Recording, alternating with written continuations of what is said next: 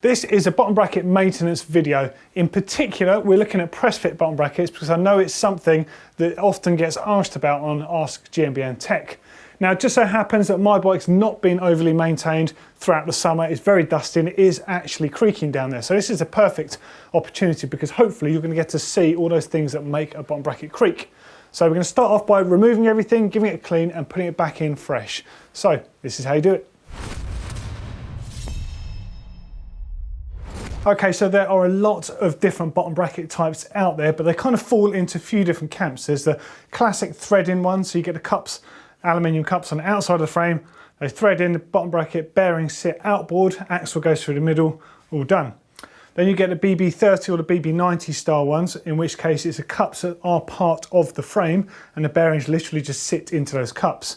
Now, it's a very expensive way of doing it because you either need a very expensive carbon frame that has that designed, it's an integral part of the bottom bracket shell, or an aluminium frame or any other material where it's machined into the frame. So of course the tolerances have to be exceptional in order for it to work. So it's a very expensive process and you don't see it on many frames. And the final one is press fit bottom brackets, which is a similar principle to the BB in that the bearing sits into the frame, except they sit into these little composite or nylon cups which push into the frame. Now, it's cheaper and more simplistic for the manufacturer to make the frame because it just has a bare bottom bracket shell, and all the hard bit is done by the bottom bracket manufacturer with the little composite cups that the bearings sit into. But because of that, they have to be aligned perfectly in the frame and installed perfectly because any sort of movement can create creaks at a later point. Now, creaks will occur with any of those sort of press fit bottom brackets if A, they've not been installed correctly in the first place, B, it's not been installed using some kind of anti-seize assembly compound or a press fit retaining compound. Or the other option, of course, is just wear and tear on the bike, so moisture has got in there and those cups start moving around, which is known as walking. As soon as there's any movement, you think all your body weight and all the torque of your transmission goes through that bottom bracket spindle. So any sort of movement there is going to end up in creaking. So it's one of those annoying things that when it does happen, you're going to have to deal with it. So let's take a look. So the tools you're going to need will vary depending on your particular bike and whether you're running, say, SRAM or Shimano cranks. In this case, I need an 8mm Allen key, I need a Torx T25, I need a mallet, preferably with a soft or a plastic ending on there. I need some carbon or assembly compound, I need some press fit retaining compound, and the primer that you need to put on your shell first, which I'll explain why. You need a bottom bracket rocket tool, or something to remove your bottom bracket safely from your frame. You need a bottom bracket press, so it's a press for putting those bearings back in place, absolutely bang on straight. You're going to need some protective gloves. In this case, it's going to be a pretty messy job down there, so a set of nitrile gloves is a great idea for that. Also gives you a bit more grip whilst you're doing it. And some sort of cleaner that's going to evaporate. In this case, I'm going to use some brake cleaner. Okay, so first up, you want to get the cranks off your bike, and it's a good idea to shift your gears until the smallest sprocket at the back, or the hardest gear there. Just means you've got a bit more slack on that chain there. Now, like I said, in this case, I need an 8mm, but if you've got a Shimano crank, you'll need a 5mm, and you'll need that Shimano tool to remove the preload cap. Obviously, every crank does differ, so just check with yours. Bear in mind as well that on some cranks, say like a race face, the bolt might actually, to remove the crank, will actually be on the drive side. On this case, it's on the non-drive side. So I just need that 8mm Allen key into there and then undo it against this one. Now you might need a little tap on the crank there with a mallet just to free it up at the end, depending on how long it's been since you've removed yours, because they can kind of get stuck on just with duration. This one seems to be coming off. There we go. As always, put things back on the workbench in the order that you remove them. So it also means you can give them a clean and inspect them as you go. So my crank is loose. Just need to make sure that I undo my chain guide that's on this particular bike and just let it slide up slightly and out the way. In this case, it is just that little 4, that's enough. I don't even need to remove it off the bike, just need to slide it up and out of the way so the chain will not hinder that. Now, there's no set rules to the way that you take your cranks off. The way I like to do it now that I have my left hand crank off is just to put the cage lock, because I've got a SRAM derailleur here, just to hold that and the chain goes slack. Now I'm just going to remove the chain off the crankset here, basically, and let that dangle out the way there. Won't be needing that. Now, if I'm extremely lucky, the crankset will actually slide out, but more than likely I'm going to need to shock it with that mallet at the end of the axle. Actually, coming straight off. That's a stroke of luck, to be honest. And as you can see from this, it's absolutely filthy behind here. So the creaking might not even be the bottom bracket, it might just be the crank itself. That said, I'm going to remove everything and do a fresh installation so I know that there's a minimal chance of anything creaking. So as I just explained, my bike is pretty dirty. So this is the ideal time for me to remove that chain ring off there. It's a direct mount, so it has 3 Torx T25 bolts to remove that. And I'll give it a complete clean, tiny bit of grease when I slide that back in place, and I'll put some fresh thread lock on those bolts as well. So I know that that is secure, that is clean, that is one factor out the equation. Think of it as you're just trying to eliminate every possible part of the bike that can creak. I'm pretty sure it is my bottom bracket, but I'm going to check this anyway. So on most press fit bottom brackets like the SRAM GXP, you have these little covers over the bearings, and note that this one is covered in dust and sand and stuff on the outside, but pretty good on the inside there. I'm actually quite impressed with that. I'm also just taking off the non-drive side at the same time, and it's in a similar sort of state. Now comes a bit you need to be a little bit careful with, is getting these cups out the frame. Now in an ideal world you would have a tool like this, is also known as a rocket tool. It's a bottom bracket removing tool. Now the idea is you slide it into the bottom bracket shell and these locate behind the cup there, so it actually puts all the pressure behind the cup in the right place, and use the mallet to tap it back out. Now be aware that when you do tap it back out, it's likely to fire across your workshop wherever you're doing it, so you want to take something of little or no value just to catch it, like an old t-shirt, or in this case a very helpful GCN workshop apron, just like the GMBN one I'm wearing. I'm just going to hang that over the bike and hopefully that's going to stop it flying out everywhere. Now, important thing to say is, of course, this is a very specialist tool. It's a really good one to have if you have got a press fit bottom bracket, as I'm sure you're going to have to work on it many times over the years. But if you haven't got one of these, you can also do this with a large flat screwdriver. Now, it's very important if you do this to be very delicate and make sure it lines up on the inside, because you can easily damage your bottom bracket. If you do that, you're on your own. So the correct tool will always win, and it does make the job a lot easier. So that is the non-drive side cup, and this may well be the culprit. There's no anti-seize compound on it at all. It's completely dry, so I suspect it might have just been walking slightly in the frame, which could lead to a creak. So I'm just going to take out the drive side one. You're going to see this one pop out now, and then we should be good. So as you can see, I've removed this press fit bottom bracket. It's a SRAM GXP, this particular unit. So as you can see, these composite cups mimic what the BB90 or BB30 system would do by, say, this is the actual BB shell and the bearings push into it, but of course these bits still have to push into a blank shell. And also you can see how simple the shell is as well. Part of the reason that manufacturers are choosing to use press fit is because of the fact it's a lot easier to manufacture the bottom bracket area of a bike. The longer it takes, the more expensive it's going to cost.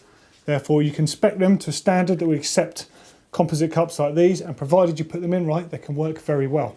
Now, the whole point of this exercise is to make sure that everything is clean, lubricated, greased, and you've put all the appropriate stuff on there so it doesn't creak. Now, you also want to be making sure that there's nothing wrong with your bottom bracket in the first place. This particular one is still got a decent amount of grease on the outside. The bearings are really smooth. There's no play in it, so I don't see any reason to change this. And generally, bottom brackets, you keep going until they completely fail and then just replace them. On more expensive units, you can replace the bearings themselves, but generally, with press fit cups, the cups can deform. So it's actually a good idea to get new cups at the same time, or a whole new bottom bracket. So you just want to make sure you clean around the bottom bracket area, inspect it as well for any damage. It could be important, especially if it's carbon frame. When you're cleaning this, make sure you're using something that's not too abrasive, it's not going to be damaging to the carbon itself. If in doubt, just use some water. Just using soapy water on there will be fine, because you're not needing to use a degreaser as such or anything powerful down here. So something carbon friendly or something that is non-aggressive is a good idea. Now in this particular case, it's so clean anyway. There's almost nothing in there, it's just a bit of dust. I think this is okay. Same applies to the cups as well. Just give them a wipe down. Now because there's cartridge bearings in here, you definitely don't want to get any degreaser near them, because that will basically dissolve the grease on the inside. And like I said, in this particular case, they feel really good. There's no reason to change them. So I'm happy with those.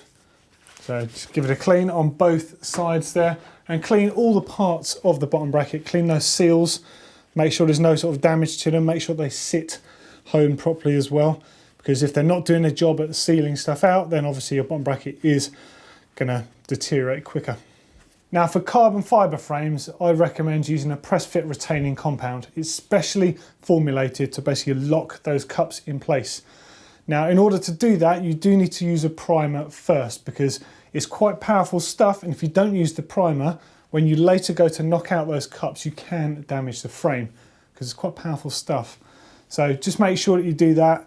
It's not that dear to buy, and it's going to go a long way because it's liquid basically. Now as you can see, it comes in a bottle like this. You don't need a lot to just coat the inside of your frame. Now something that is important to say though, it takes between 10 and 30 minutes to dry. So a good idea is to paint this on now, which I'm going to do, and then I'm going to continue the rest of the jobs, and then by the time I go to fit the bottom bracket, it's ready for the press fit retaining compound. Now there are other styles of press fit bottom bracket. If you've got ones with aluminium cups, you might want to use a little bit of grease, but you only want a tiny bit of grease, because there's still the chance, even though the fit on those, the tolerance is a bit better, they can still move around, and of course that will cause creaking. In which case you're probably better off using an assembly compound which has those particles suspended in it to stop that moving around. So just make sure you use the right stuff for your particular setup, and hopefully you will be creak free. Now direct mount chain rings are really stiff. However, you can still get minute movement which can translate into creaking. And as you can see, having removed this one, there's quite a lot of grime stuck in there in those little splines. So it's a really good idea to clean it up fresh, and then you're going to reduce the chance of any creaking coming back.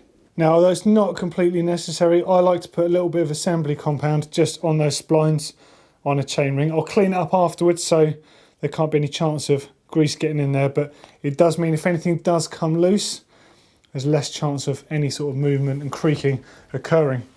And when I put those bolts back into place, I'm just going to put a little fresh drop of thread locker on those as well, just to make sure there's another thing that can't creak. So slide that back into place. Locate that onto the crank. Just give it a quick wipe down with a fresh bit of shop towel. Make sure there's no chance that any sort of dirt and grime can stick to that. At least don't make it easy for it.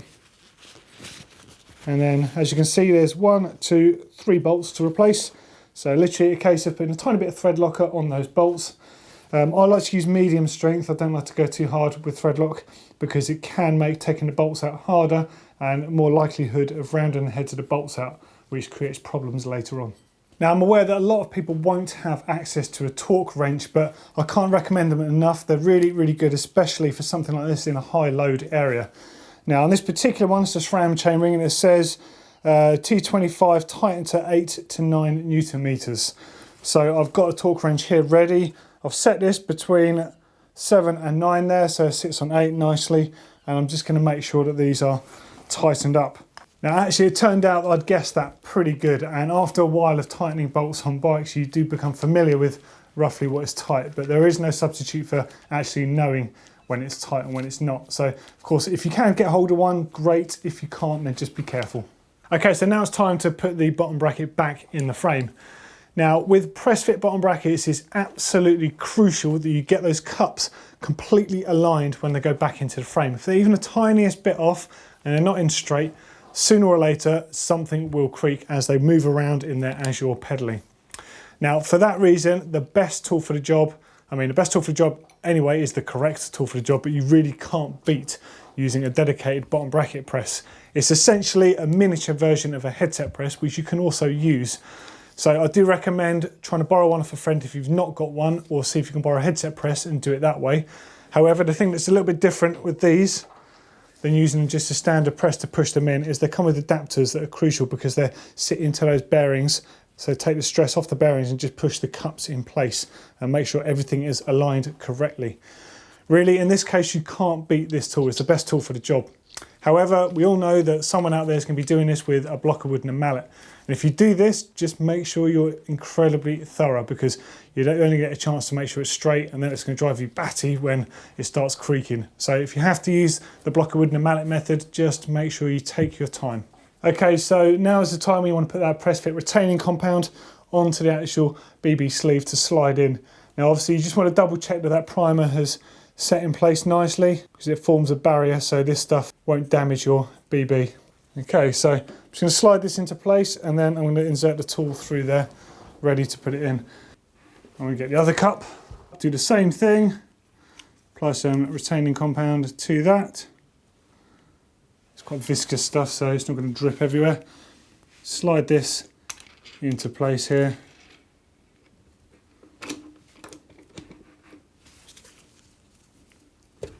Click the tool in place.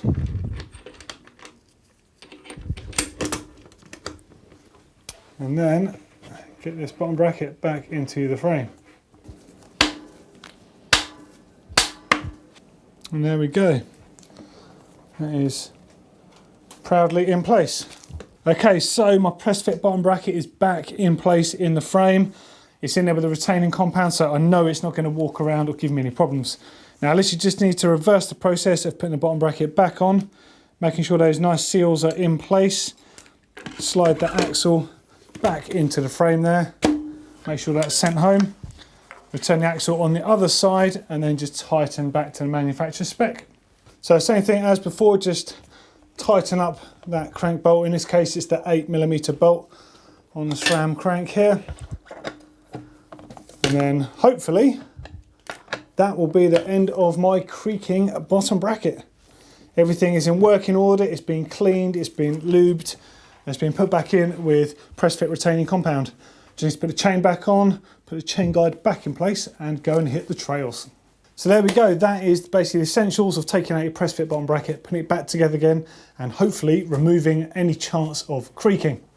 For a couple more videos, click up here if you want to see Blake's manual machine. This is one of those homemade wooden contraptions so you can practice your manuals in your back garden, and Blake swears this thing is amazing, so well worth checking that one out. And click down here for 5 travelling mistakes to make when taking your bike places with you. We've all done them. I know I've done a few of these ones. As always, click on that round globe to subscribe to GMBN Tech. We love having you here. And of course, if you like fixing your bike, give us a thumbs up.